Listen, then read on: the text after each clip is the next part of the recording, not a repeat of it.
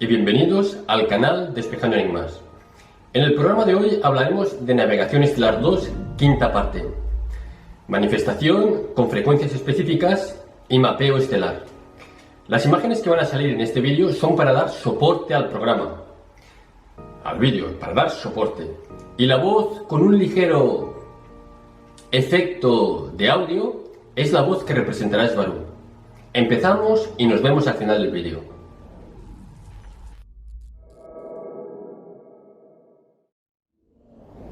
Navegación Estelar 2, quinta parte.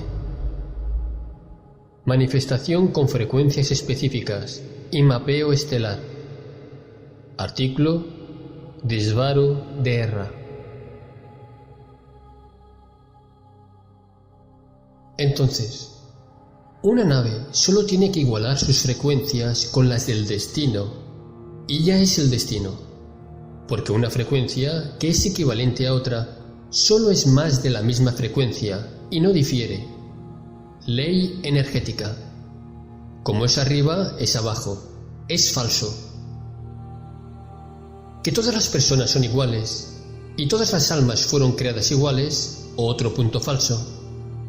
Aunque sí somos partes del todo, las personas no son iguales. Dije que no son iguales, no que no tengan los mismos derechos o que sean valiosas o no, pues una escala de que es superior a que solo es relativo, solo para no ser malinterpretada. Entonces, entrando en tema, una nave grande, de caza o superior, hablo de Taygeta, funciona combinando tres formas de vuelo, con dos medios de propulsión, gravitatoria, acción-reacción y toroide de alta energía para vuelo supraluminar. Se usa según sea necesario, según la maniobra.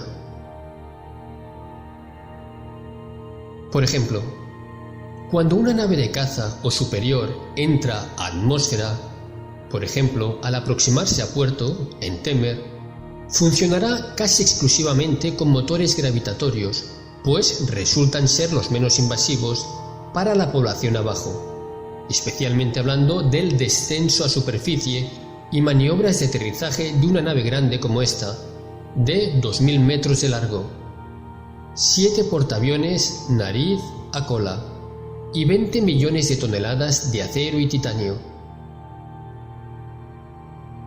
Sobra decir que la maniobra resulta delicada. Recuerdo bien de niña estar viendo cómo bajaba de las nubes una gran nave similar a esta. Quitaba las nubes, las desplazaba al bajar a puerto lentamente. Otras naves menores la escoltaban a los lados, viendo que todo saliera bien. Y al descender, pude ver el área de los motores en la cola, un gran agujero en el lado. Con un gran pedazo faltante salía algún gas del enorme agujero, como si un tiburón cósmico le hubiese arrancado un pedazo al área de motores. La nave bajaba a reparaciones. Aún así, con todo y el daño, bajaba con su propio poder gracias a tener múltiples sistemas de propulsión. Típicamente una nave despegará de la superficie usando los motores gravitatorios. Ya en altura, como de 20.000 pies o más, encenderá los jets de plasma grandes y con ellos saldrá de la atmósfera y tomará velocidad hasta de unos 40 o 50.000 km segundo, en donde se encenderá el toroide y saltará al hiperespacio, al éter. Al descender del hiperespacio, apagará el toroide y descenderá de entre unos 100.000 a 50.000 km segundo, encendiendo ya sea motores frontales de jet de plasma a manera de retrocohetes o usando motores gravitatorios a manera de frenar la nave. En sí, algunas naves no necesitan eso, como las Suzy, que pueden saltar al hiperespacio aún detenidas y regresar del hiperespacio ya completamente detenidas. Como Ángel aquí presente ya sabe, porque ha seguido la llegada de las naves Suzy desde diciembre del 2015. De igual manera, las naves clase Suzy tienen una tecnología de punta que las separa de otras clases de naves aún de Taygeta, haciéndolas las más avanzadas. Se considera tecnología secreta o top secret, como se dice en la Tierra, aunque el que exista no es secreto, solo lo es el cómo se logra. El poder saltar detenidas al hiperespacio y desde ahí operar sin moverse a ninguna parte, aún detectando su entorno original. Al estar en hiperespacio estático, resultan invulnerables mientras estén en ese modo de vuelo. Desde ese modo de vuelo pueden estar presentes en cualquier lugar, recopilar inteligencia, extraer personal de la superficie, atravesar paredes, pues la materia dura no las detiene, o inclusive realizar ataques con su armamento, todo siendo indetectables e invulnerables. Esta tecnología se considera como de terreno o de persuasión, en donde la sola presencia de una Suzy ya cambia el escenario a favor de Taygeta. Pero la tecnología es sabida que existe y que Taygeta la tiene, pero nadie más. Siendo con esto las naves clase Suzy extremadamente peligrosas. Otras razas no la han podido replicar hasta ahora. Aunque la información sobre naves ya está dada, sí deseo antes de dar por finalizado el tema, dar más datos como los de arriba, más detalles acerca de cómo se navega en el espacio de forma directa narrada.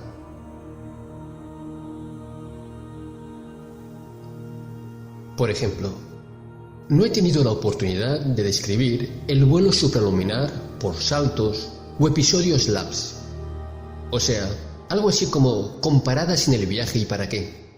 O tampoco he logrado describir cómo podemos prever la situación física de un lugar en el espacio-tiempo desconocido, solo mirando el entorno energético-matemático de su entorno conocido. Con ello, logrando la exploración espacial de sectores no mapeados y descripción de vuelo de una nave, como final. Y pasando como siguiente tema, portales naturales y artificiales, manipulación, construcción y funcionamiento.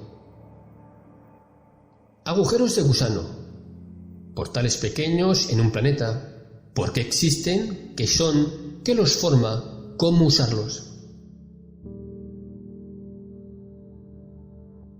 Punto relacionado importante aquí. He dicho antes que una nave con propulsión por jet de plasma puede alcanzar unos 100.000 km/s, que viene siendo 1/3 de la velocidad luz. Noten que es propulsión, y aún así se levanta a una velocidad considerable. Hay algunos elementos conocidos en la Tierra, dentro de leyes de masa y aceleración, que sí resultan válidos entre ellos.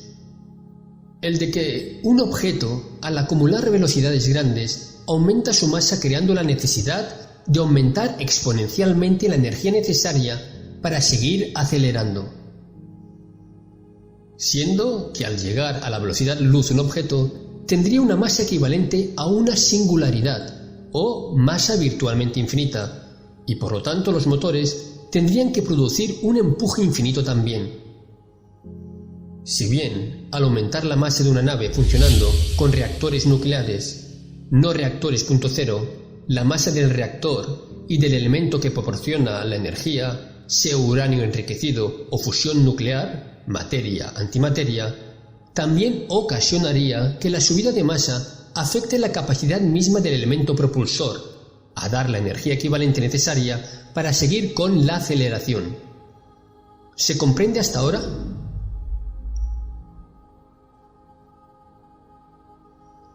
Si bien esta subida de masa del elemento propulsor dentro del reactor no afecta ni aplica a reactores de energía punto cero por despolarización de toroides Merkabah de cuarzo, como los que utilizan las naves de Taygeta, Este problema de acumulación de masas, por lo tanto de acumulación de arrastre, no nos afecta, a pesar de que técnicamente sí debería afectarnos, porque la cantidad de energía que produce un reactor punto cero no es afectado por la subida de masa que ha ocasionado la velocidad acumulada.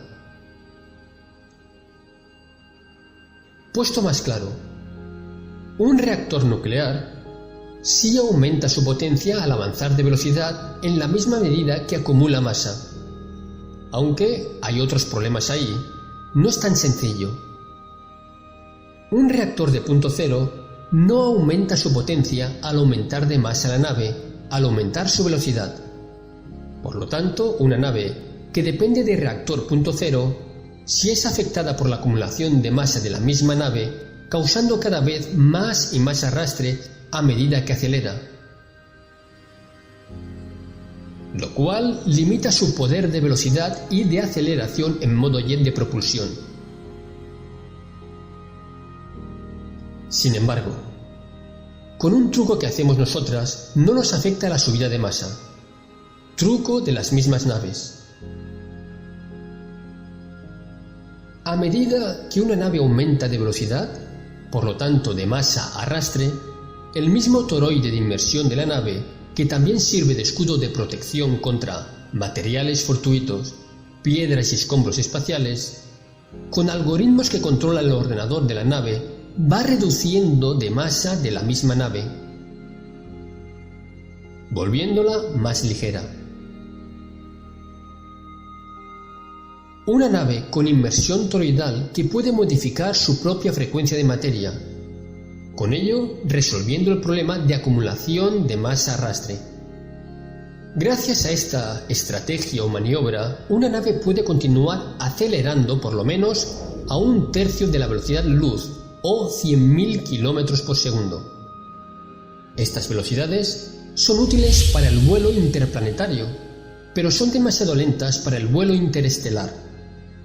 A esta velocidad, aún tardaría una nave 146.666 años en viajar los 440 años luz de Taygeta a la Tierra. Para eso se brinca al éter, como ya hemos explicado. Esto es también por si a algún científico se le ocurre alegar que 100.000 km por segundo es demasiada velocidad para poderse lograr solo con propulsión acción-reacción. Y tendrá razón, solo que al cambiar de densidad, la nave alivia ese problema. En un vuelo supraluminar, una nave puede viajar directamente de salida a destino o puede hacerlo por lapsos. En un mapa de frecuencias, digamos, de Taygeta a la Tierra, se conocen las frecuencias base de cada punto entre Taygeta y la Tierra. Si se desea estar en un punto medio, solo se debe programar el dar el salto a ese punto, y no todo hasta la Tierra, o se puede dar una serie de saltos en donde una nave puede cambiar el vector de movimiento, viéndose el vuelo supraluminar desde la perspectiva de un mapa de distancias y posiciones tradicional.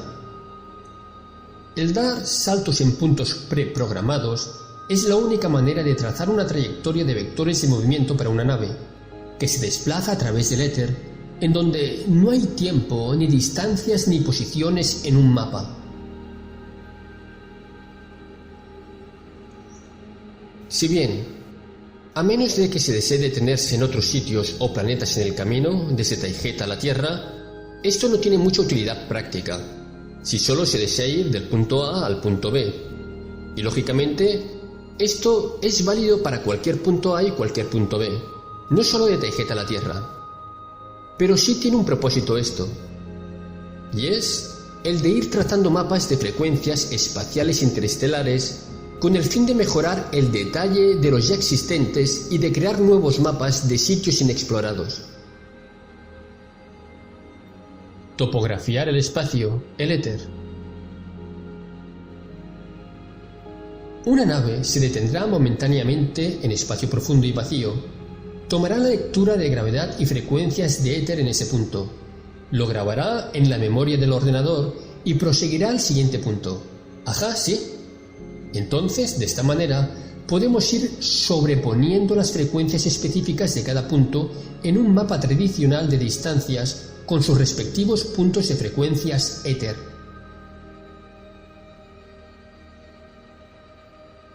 Ahora, no solo se puede hacer así, también al comprender el flujo gravitatorio o de éter, la misma cosa, en el espacio profundo, se puede saber matemáticamente qué procedería en el punto sin explorar. Por ejemplo, viendo este ejemplo sencillo. 2 más 2 igual a 4. 4 más 2 igual a 6. 6 más 2 igual a 8. 1320. Significa que, en este contexto, Dor Kalel. Y eso solo es espacio de un solo plano. Falta ver aquí o agregarle los planos temporales que se sobreponen a el que describe Svaru. Svaru de Erra. 2 más 2 igual a 4. 4 más 2 igual a 6. 6 más 2 igual a 8. Eso es el espacio conocido. 1320, eso es el desconocido sin mapas. Pero sabemos que la dinámica matemática del éter en ese lugar es la suma anterior más 2. Entonces, si 2 más 2 es igual a 4, 4 más 2 es igual a 6, 6 más 2 es igual a 8, es la dinámica de matemática de los armónicos de frecuencia del éter de un lugar conocido adyacente al desconocido. Podemos concluir que 1320 de frecuencia de éter tiene en su espacio inmediato junto a 1318 y luego 1322. La nave no tomó las lecturas 1318 ni la 1322, pero sabe matemáticamente que se encuentran ahí. Si bien estos son números irritantemente simples, los de las verdaderas frecuencias son números con 18 ceros, interactuando con fórmulas matemáticas en extremo complejas, que reflejan la interacción matemática de los armónicos de frecuencia del flujo de éter gravitatorio de un lugar. Obedece al mismo principio. Matemáticamente se puede saber a partir de lecturas de un lugar la relación de este con el próximo. Tenderá a ser acorde a los mismos principios matemáticos, y con esto se puede predecir un mapa de frecuencias estelares sin la necesidad de que una nave tome las lecturas en cada lugar. ¿Qué tiene que ver 1320 con espacio desconocido? ¿Por qué no 3748? ¿Es el éter el espacio desconocido? Solo es un número que representa una frecuencia de flujo éter gravitatorio, en mi intento de ejemplo de cómo se puede predecir la siguiente secuencia de sumas. El éter es el espacio conocido y el desconocido por igual. El éter es la gravedad, o la gravedad es un flujo o corriente dentro del éter como una corriente dentro del océano. Es parte del océano. Si pude haber agarrado cualquier otro número. Si 2 más 2 es igual a 4, 4 más 2 es igual a 6, 6 más 2 es igual a 8, entonces 1320 más 2 es igual a 1322 y el anterior es 1318 más 2 es igual a 1320. ¿Me explico? El saber la dinámica matemática del espacio conocido, se puede saber la dinámica matemática del desconocido. En sí, es que no tienen nada así ahí. Pero sí es navegación estelar de un solo plano, bastante sencillo. Como dijo Kalel, faltaría a esto sumarle las capas temporales, aumentando con esto la complejidad de los algoritmos matemáticos. Dor Kalel.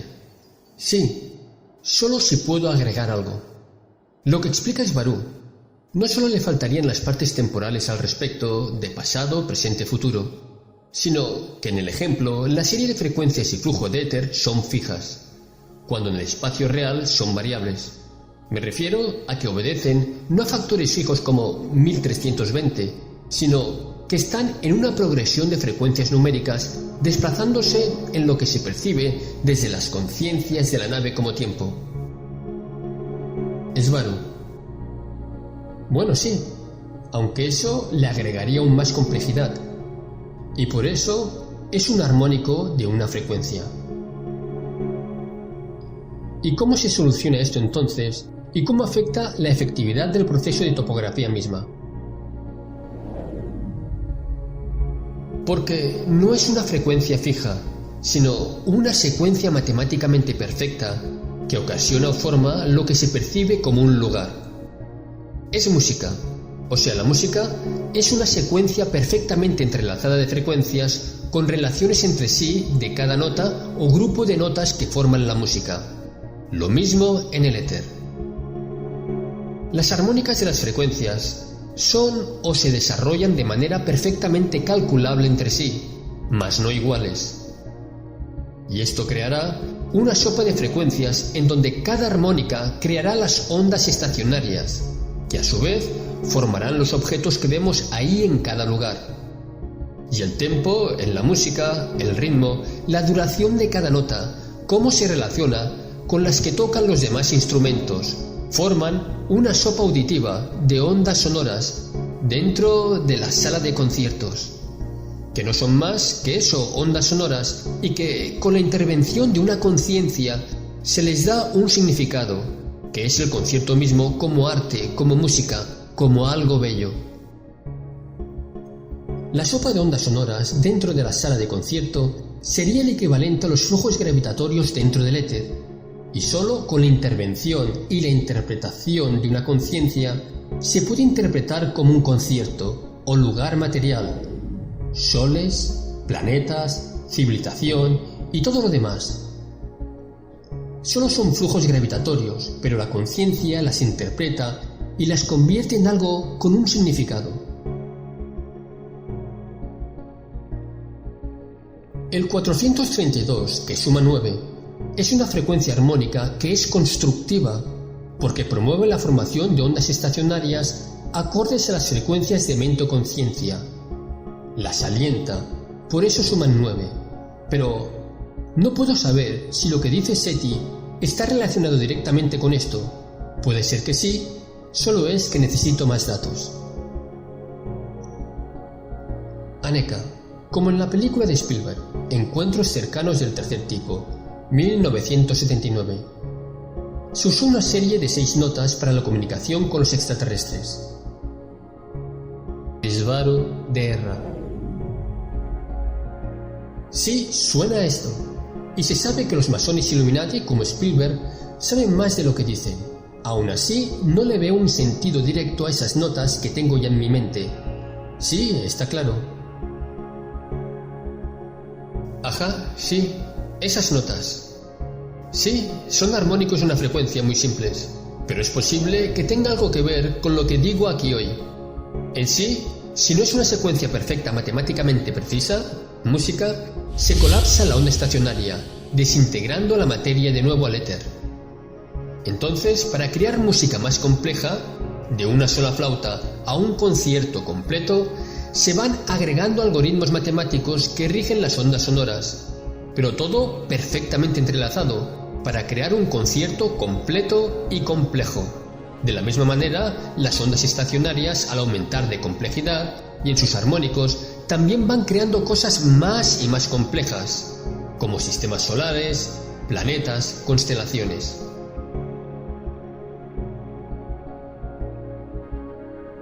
¿Cómo tomar esto como práctica? ¿Con qué ejercicios?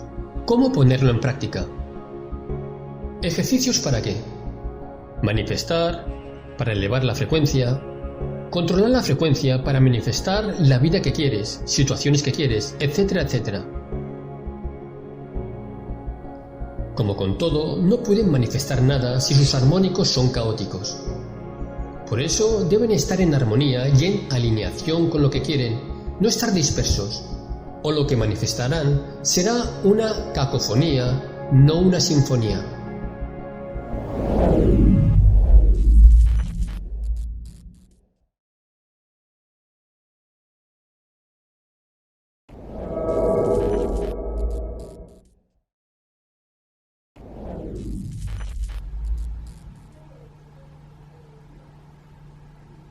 Hola de nuevo. De este artículo me gustaría remarcar varios puntos que para mí son muy interesantes. Como ya dijimos en el anterior programa, todos son frecuencias y la nave únicamente tiene que igualar sus frecuencias con las del destino, y ya es el destino, porque una frecuencia que es equivalente a otra solo es más de la misma frecuencia y no difiere. Ley energética. Como es arriba, es abajo. Es falso. También, como dato a destacar, que todas las personas son iguales y todas las almas fueron creadas iguales. Otro punto falso. Aunque sí somos partes del todo, las personas no son iguales. Svaru dijo que no son iguales, no que no tengan los mismos derechos, o que sean valiosas o no, pues una escala de que es superior a que solo es relativo, solo para no ser malinterpretado el comentario. Otra cosa más que ha salido en este artículo. Una nave grande de caza o superior de tarjeta funciona combinando tres formas de vuelo, con dos medios de propulsión gravitatoria, acción-reacción y toroide de alta energía para vuelo supraluminar. Se usa según sea necesario según la maniobra. Svaru también recordaba, de niña, estar viendo cómo bajaba una nave grande, y al descender pudo ver en el área de motores, en la cola, un gran agujero en el lado, con un gran pedazo faltante, ¿no?, del cual salía algún gas. La nave bajaba a reparaciones. Aún así, con todo y el daño, bajaba con su propio poder, gracias a tener múltiples sistemas de propulsión. Esto es lo que facilitaba la movilidad de las naves, ¿no?, el tener múltiples sistemas de propulsión. Aquí vamos a comentar algo que muchos comentabais, ¿no? Que no entendíais, ¿no? Cómo una nave se puede manifestar de un lugar a otro y por qué era necesario, pues, tener motores de propulsión de plasma, motores antigravedad, ¿no? Y entonces aquí en el artículo lo explicaba muy bien, ¿no? Y decía lo siguiente: típicamente, una nave despegará de la superficie usando los motores gravitatorios, los motores gravitatorios. Y ya en altura, como de 20.000 pies o más, encenderá los motores de plasma grandes, O sea, cuando iba subiendo, encendía los motores, y con ellos lo que hacía era salir de la atmósfera y tomará velocidad hasta unos 40 o 50.000 kilómetros por segundo, en donde se encenderá el toroide y saltará al hiperespacio, al éter. Al descender del hiperespacio, apagará el toroide y descenderá de entre unos 100.000 a 50.000 kilómetros por segundo, encendiendo ya sea motores frontales de jet de plasma, encendía los motores que tenía delante, a manera de retrocohetes, o usando motores gravitatorios a manera de frenar la nave. En sí, algunas naves no necesitaban eso, como las de la clase Suzy, que pueden saltar el hiperespacio aún detenidas y regresar del hiperespacio ya completamente detenidas, O sea, estaban en un lugar, desaparecían y volvían. Súper interesante. El poder saltar detenidas al hiperespacio y desde ahí operar sin moverse a ninguna parte. Eso es lo que pueden hacer, aún detectando su entorno original. Por ejemplo, es decir, podían estar en el 3D, con todo el entorno 3D, haciendo sus cosas, desaparecer al éter, y desde el éter podían estar todavía controlando lo que sucedía en el 3D. Y decía, al estar en el hiperespacio estático, resultan invulnerables mientras estén en ese modo de vuelo. Es decir, claro, si no lo ves y no está en tu realidad, era imposible que pudieras hacer algo a esas naves, ¿no? Era súper difícil. Bueno, súper difícil no, era imposible. Además, desde ese modo de vuelo, pueden estar presentes en cualquier lugar, recopilar inteligencia, extraer personal de la superficie, atravesar paredes, pues la materia dura no las afectaba, e inclusive realizar ataques con su armamento, todos siendo indetectables e invulnerables. Es decir, estando en otra realidad, en otra densidad, podían hacer cualquier cosa. Súper interesante.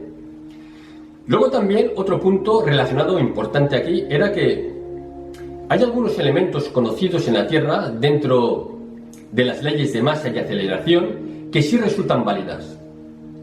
Entre ellos, el que un objeto, al acumular velocidades grandes, aumentaba su masa, creando la necesidad de aumentar exponencialmente la energía necesaria para seguir acelerando. Siendo que, al llegar a la velocidad de la luz, un objeto tendría una masa equivalente a una singularidad, o masa virtualmente infinita, y por lo tanto los motores tendrían que producir un empuje infinito también. Y entonces ella decía lo siguiente: